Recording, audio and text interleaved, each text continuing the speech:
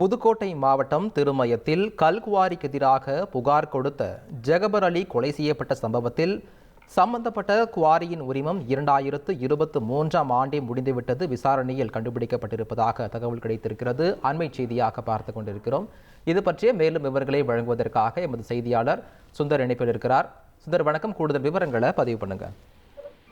இந்த விவகாரம் தொடர்ந்து அவ்வப்போது அதிர்வலையை ஏற்படுத்தி வருகிறது என்று கூறலாம். அதாவது இந்த குவாரியானது 2023ஆம் ஆண்டு வரை அரசு அனுமதி பெற்று இயங்கி வந்ததாகவும், அதன் பிறகு அரசு அனுமதி இல்லாமல் அதிக அளவு, அதாவது ஏற்கனவே அரசு அனுமதித்த அளவை விட கடந்த முறை லைசன்ஸ் உரிமம் இருக்கும் போதே அதிக அளவுக்கு கற்கள் வெட்டி எடுக்கப்பட்டதான் புகார் வந்ததை தொடர்ந்து அந்த உரிமமானது கனிம வளத்துறையால் ரத்து செய்யப்பட்டுள்ளது.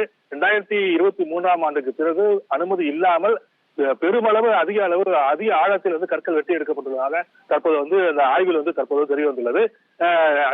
இதே போன்று 2023ஆம் ஆண்டு உரிமம் கனிம வளத்துறையால் ரத்து செய்யப்பட்டதை தொடர்ந்து அவ்வப்போது அதிகாரிகள் இந்த சட்டவிரோதமாக இந்த குவாரி செயல்பட்டு வருவது அதிகாரிகளுக்கு ஏற்கனவே தெரிந்திருந்தும் அவ்வப்போது ஆய்வு செய்து அதாவது 18 கோடி ரூபாய் வரை அவர்களுக்கு அபராதம் விதித்து அந்த அபராத தொகை வசூல் செய்யப்பட்டுள்ளதாக தற்போது கனிம வளத்துறை அதிகாரிகளால் தெரிவிக்கப்பட்டுள்ளது.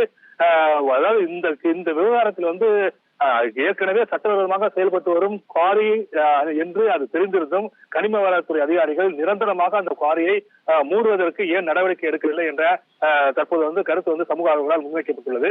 தொடர்ந்து இந்த விவகாரமானது ஒவ்வொரு நிமிடமும் பல தகவல்கள் வெளியாகி அதிர்வலையை ஏற்படுத்தியுள்ளது. தற்போது திருச்சி, கரூர், புதுக்கோட்டை உள்ள 3 மாவட்டங்களிலிருந்து அதிகாரிகள் ஆய்வு ட்ரோன் மூலமாக கணக்கீடு பணி செய்து வருகின்றனர். தொடர்ந்து 3 நாட்களுக்கு இந்த சோதனை ஆய்வு நடத்தப்படும் என்றும், அதன் பிறகு மாவட்ட ஆட்சியர் முதல் தமிழக அரசு வரை அறிக்கை சமர்ப்பிக்கப்படும் என்றும் தகவல் அவர்கள் தெரிவித்துள்ளனர். அதாவது 2023ஆம் ஆண்டு உரிமம் முடிந்திருந்தும் இது நாள் வரை நிரந்தரமாக அந்த குவாரியை மூடுவதற்கு ஏன் அரசு கனிம வளத்துறை அதிகாரிகள் முன்வரவில்லை? இது மாவட்ட ஆட்சியர் முதல் அரசு அதிகாரி வரை தெரிந்திருந்தும் ஏன் நடவடிக்கை இருக்கிறது என்ற கேள்விதான் தற்போது எழுந்துள்ளது. விரிவான விவரங்களுக்கு நன்றி சுந்தர். செய்திகளை உடனுக்குடன் தெரிந்து கொள்ள உடனே சப்ஸ்கிரைப் பண்ணுங்க.